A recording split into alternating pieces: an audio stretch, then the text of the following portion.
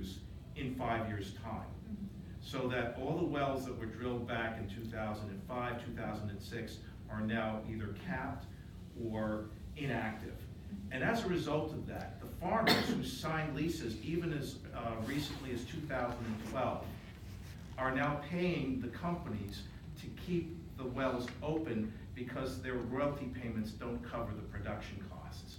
John, if I can interrupt, I want to know, yeah, you're right on, but how do you communicate that in a way that gets buy-in at the local level? Well, I'm not necessarily focusing in on individuals, Okay. because where the real push is we start with the municipalities. Okay, when you go into places like Millville and Monaca and Johnstown, and you're able to show them by changing their light system to high efficiency LEDs, when you show them that by putting solar panels on their municipal buildings, suddenly their costs come down. When you convert your wastewater treatment plant into a natural gas facility that generates 2 kilowatts per hour, suddenly your costs go down and you have money to fix your sewer systems. You have money to deal with your stormwater runoff. And then it goes back into the community, and then everybody buys Well, it. we don't have that, Laura. We don't have any of that. You're going to. We have a township. We don't Yeah. have streetlights. Oh. We don't have sewer. We don't have water. We have. So you have different issues. Yeah, And then that makes my it, issues are a large swath of your district. So there's That's what I'm something, worried you know, about, is communicating that to other people. well, again, it's spreading, and that's, you are an example, and I know it's gonna be hard. It is a difficult sell, because, again, we talk about change, but the reality is people find change very difficult. And the message that we have to say is, if now, when, because we are leaving it to our children then. And we're telling them, well, we're not big enough to change, you have to change. so see, a lot of people are gonna say, as what you're saying is, you say if now when, they're gonna say never. And the idea is, how do you change it? And you change it by actually starting to bring in the industry and show them that it does produce jobs, that it does produce a living, that it does help something of their community. And you bring them along with you. Yes, what are they hanging on to? They're hanging on that money from the gas, right? What are they hanging on to? Money and income, right? If you can bring in another source of income that is alternative energy, they'll buy. If it's providing money, paychecks, right? Food on the table, they will buy into it then. You know, that's how you get the individual. And explain. I was talking to a coal miner. I went to this, I'll make this real quick. I'm talking to this coal miner, and the one thing I was surprised by, so we're getting along pretty well. We're hanging out all night, and I go, let me ask you something. I want to pitch an idea to pass you. What if I brought in renewable energy? Because I got this idea of a renewable energy sector, and I brought in those jobs. And he sits back, he's just a year younger than me, and his eyes get big. And he goes, that's gonna hurt me. I said, but why? I'm gonna be bringing in more jobs. He goes, yeah, but it's gonna bring down demand. And I've been doing this for 30 years. I said, but you'll have other jobs. And this guy's fear is learning a new trade at the top of his game of 30 years. This is the hang up that I'm hearing, is a lot of people that go into these industries didn't like school. I mean, you ask them, right? And they're like, yeah, I didn't go to college, that's right. You know, 30% of the district goes to college. And because they didn't like school. And the last thing they want to do is think that they're going to go back into school 30 years later for a new job starting out in an entry-level position. This isn't ripping on anybody. It's a reality of, I got to start over. You know, I'm in my mid-40s, late 40s, and that's the one hang-up I'm Well, what if it's a different type of extraction? Because we're gonna need cobalt, we're gonna need other heavy metals for the batteries and other things. Right. And we have all this slag in this area. And we have people who have been miners their whole lives. Yep. They know how to get stuff out of the ground. John, it's like you were there. Okay. So I was talking about we can't phase it overnight. We can phase in it, We can do job comparison and make it easier and make sure by having a union jobs that we can give them, even an entry-level position, a comparable pay. Like I was talking about different things, like there are ways of solving these problems that we don't have to worry about, that we will address, that we'll make sure it's in the policies. But yeah, but that was interesting, like that never hit me until I had a conversation. That was actually the re-education that was a problem, because I kept hearing. He failed the what we're first saying. time, and so he's afraid of failing again. No, I don't know that he Yeah. failed, but he doesn't want to take the chance on failing. Sure. He does, and he hasn't read studied for a test in 30 years, So, yeah, I think those kind of little individual psychologies is really good to understand when when we expand it to a national policy of what people are actually afraid of and what they actually want. What at the bottom, it's not coal, it's what I've been doing and what I know and what I make a living at, that's. A lot of the coal in our area, Cambria and Somerset, is metallurgical coal. Yeah. And it's not the coal that, they burn in the furnaces, so they send that out for different, actually to make steel and to make surgical. And we're still gonna products. need steel. Yeah, and they export, and that's the reason why we were able to hire those 70, they got the 70 extra jobs, because they were looking at an increase in demand, not because Trump said they can now pollute the streams by releasing the coal water. Well, we also have to work on our industry because we still are using, especially in the natural gas industry, imported steel. Yes. Okay? American Steel tried to open up, they lasted 2 years to make We piping can't- for listen, we the can't industry, make and piping. they were rebuffed. We can't make pipe, we can't make that kind of piping, and we can't make that piping, at an affordable rate. Why not? Because China's We subsidized. don't want to pay our workers enough. Well, We but can't do it- And he's not stopping us from We need, that. we need fair trade. Yeah. And that's very, that my family. I know you guys don't like that. I know that shouted Trump, but our trade policies are horrible, But it doesn't mean we can't help our own people. Yeah, thank you. Well, one of my theories is when you have, the Republicans complain so much about people on welfare, people on medical assistance, people on the food stamps. Mhm. We can either pay more taxes to support those subsidies, for lack of a better term, or we can pay a living wage, give people dignity, and you don't need as many people in medical assistance. You don't need as many people receiving food stamps. Then the food stamps and the welfare checks are what they were supposed to be, a bridge, but you give people their dignity back. So you're gonna pay, it's which way you're gonna pay. Mhm. I'd rather pay somebody something made here to give somebody dignity for their job. And I think you've hit the through line and the way to communicate these issues that are not only the right thing to do, but the smart thing to do. Because if somebody doesn't care so much about the environment, but it's a smart decision, that's where the economic buy-in is. If someone is spiteful of somebody on social welfare programs, but then that person can then have that living wage, that's the smart thing. You might have, in this district, it's incredible, I've been making an awful hobby of reading the comment section on all of Keith Roth's Facebook pages. The fear of the illegals, as his supporters refer to, is outrageous. And so you might not have a contingency who will support immigrants because it's the right thing to do, but making the argument that it's the economically smart thing to do as well. Same with investments in education and healthcare and everything else, that these are all things that are the right thing to do, but also the economically smart thing to do. And I think that's where the convincing through line is, whether it's environment or healthcare or education. I think it's making that case that, okay, let's not do it because we're compassionate, decent human beings. Let's do it because it saves us some bucks in the end. And either way, that's a convincing argument, I think.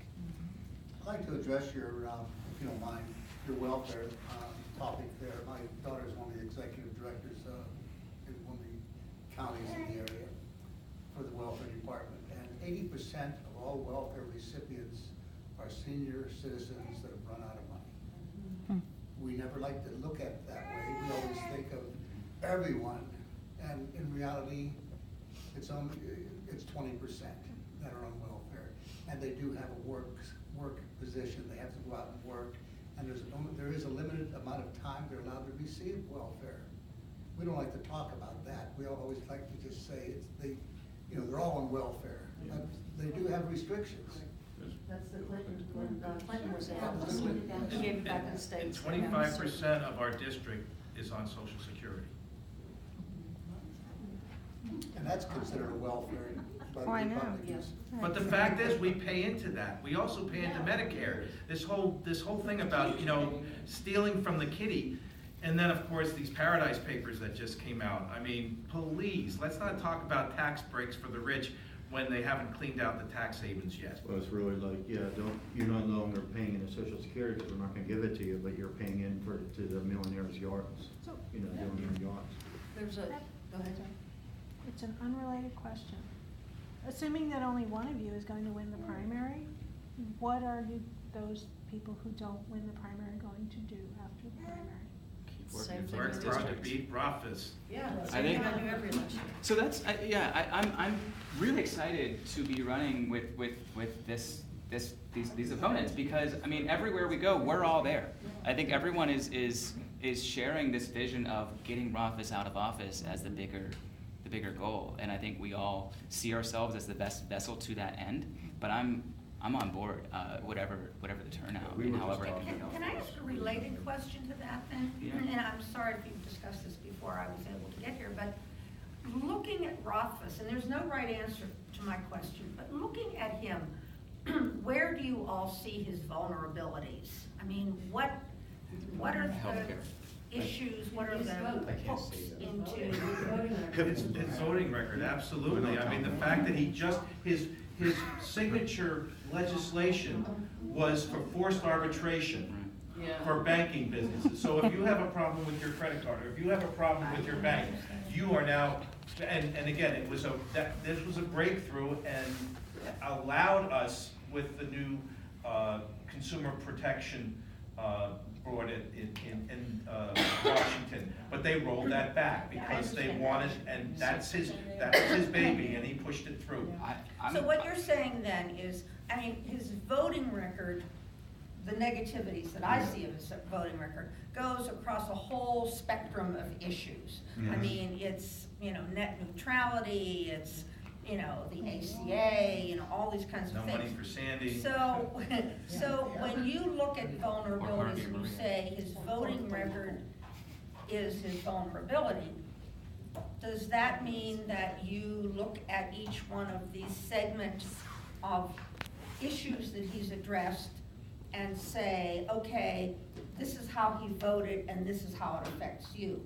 You don't see one of these issues as being more important than the others? I think there is a framing that kind of encompasses a lot of these, is that if it's a corporate yes man who's out of touch with what you need every day. And that could be for that vote against net neutrality, or it could be the vote against or forced arbitration. That could also be, whether it's, we should talk about rezoning flood areas instead of sending relief where it's needed. It's that he's a crazy rich corporate millionaire who has no compassion for working families, and his voting record shows that. The last bit of what you just said, you have to attack his strength of what makes Keith Rothfuss so desirable to vote for, because it's office off, and he proves it all the time. But the way you frame it, to break that down, to break him down to what he actually is what's important. Keith Rothfuss has exposed himself because it hasn't been tailored in the right message that people who like him are listening. That's what we should be asking, right? They ignore that because they want to hold on to this fantasy. What is it about the way Keith Rothfuss really is in such a way that they'll reframe who Keith Rothfuss is? His weakness is his strengths. If you don't take those out, those same people are going to keep voting for him. And you don't have to lie. You don't have to sling mud. You just have to frame it in such a way that they are listening about why it's fake, everything they hold dear to him. And to do that, you have to get out to those people and start speaking to them about it, because being in an echo chamber does nothing. You know, the echo chamber is already gonna vote for you. No, as far as specific issues, I think we can come back to that healthcare vote again and again and again, because that's, John, I agree, the CFPB stuff, and the forced arbitration, but I think that it's not as quick and simple as he's taking away your healthcare. And he voted to take away 35,000 Pennsylvania's 12th district people's, you know, and I think that's something that we can just hit him on again and again and again, and we should be relentless about it, because everyone should know that. One of the things that I see about him as being a formidable opponent is he has some kind of a scheduling staff person that gets him at every event. Yeah. And he appears as this benevolent person. Mhm. And I was having a discussion about this very thing on Tuesday night at our little celebration party. And I was talking about, you know, he is like everywhere, you know, I mean, everywhere you turn. And the next morning, somebody that I know sent me a picture of the Vincentian healthcare system has just broken ground for a new senior, you know, independent living facility or whatever. And there's Rothfuss with his little shovel helping break ground. At least that all he did was break ground. Yeah, exactly, but I mean, but the image that he has projected among the whole, I mean, he is at every fish fry in the whole area, you know, during Lent. And I, pardon? Never in his office to meet the. Right, you know, so I think that when you say reframing, this is what I'm trying to get at with the vulnerabilities, because I think that the image that he projects to the constituents is this sort of benevolent, I'm interested in you, I'm with the little people, you know, when they're breaking ground for their new assisted living facilities, I'm here, I'm there, I'm walking in the Memorial Day parade or the whatever, and that's not him at all, but he's like sort of the Teflon person, you know, who's. We hear that he doesn't show up anywhere. We hear that he's never, don't you hear that he's never Yeah, around? yeah. Never around, never does anything, there's one meeting. But where do you mean, never show up? I think that's hard. Johnstown, Allegheny. But that's also kind of a self-selecting crowd that Yeah. you know, we're in this people who are following Democratic primary at this point. He doesn't want to be around a lot of us, to be frank. But you're right. He is around the communities. Yeah, and he is going to these totally non-politically charged sorts of things, and that is an image that is false. But it's you're right. So I guess That's a challenge. You're right. It's a challenge. You know, from the point of view of the person opening up the paper and seeing his picture helping to break ground for the new assisted living facility, you know, right down here on Babcock Boulevard, you know, they're gonna say, oh, Keith Rothfuss, he must have helped fund this, or he must have done this or that, whatever. And so, you know, trying to reframe what, you know, a vile person he is, you know, I mean, it really kind of has to get over this positive veneer that he's created. I mean, it's truly a veneer.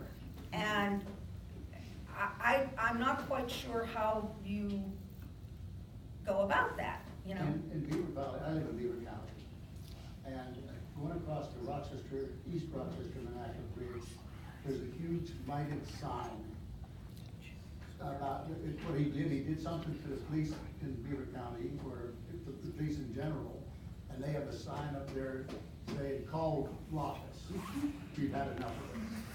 So he's doing all the candidates a lot of favors, because, you know, they're paying a lot of money, and that sign's been up there for a couple months, 3 or 4 months. Yeah, that sign is great. He's losing That's steam. awesome. There's a lot of cracks. So you see, Vulnerability. okay, so you see cracks in the veneer. Yes. So there's a lot of, right, and even amongst conservatives that I meet and talk with, no one's like a huge support, like, they'll vote for him but like, everyone's kind of vanilla on him. I haven't come across a lot of hardcore supporters for him, and I think that there's potential. I'm sorry to interrupt. Yeah, I in think fact, for Wednesday since March, and I think this is correct, that the number of honks that are positives, that's increasing.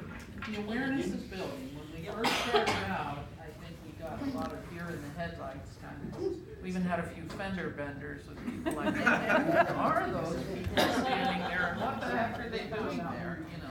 But as time has gone along, you know, they know that we come here. So they know there are chinks in the armor, let's put it that way. Can I ask the candidates one other question? And this was from yesterday. We had down across Babcock for 25 minutes nonstop on a bullhorn, talking about how evil and awful women were, and Planned Parenthood and all of that. And I mean, just, he never stopped talking for 25 minutes on a bullhorn. As you're going around the district and meeting with people, are women, are constituents bringing up the issues of women's reproductive rights? Yes. I mean, is that not a always in the thing, way and you- is that a thing? It's only on Democrats. Because whenever I've gotten into talk with his staff, it's always, well, you know, you're keeping us from our work with our seniors and our veterans. And I'm wondering, again, back to this thing with millennials and that, are, you know, middle-aged people like myself and my kids, issues with women's issues, something of concern in this district? I go directly to Republican booths, and a lot of times I'm hanging out at the Republican booth at the fairs. I go fairs, I go all the time. I purposely go into where I should be having the worst fights. They never ask the abortion thing. I presume it's because I'm Democrat and he's pro-choice. I don't have this issue that comes up. I get the question all the time with Democrats. What's your answer? Where do you stand? You know, but not on the Republican side. But that's what I want to maybe know, that- are Democrats fired up about this? Are Yeah. all of these Big time. things that are happening now the last So, 9 months, yes. addressing? They asked me healthcare, number one. Mhm. Number two, well, 1 and 2 is like really like this.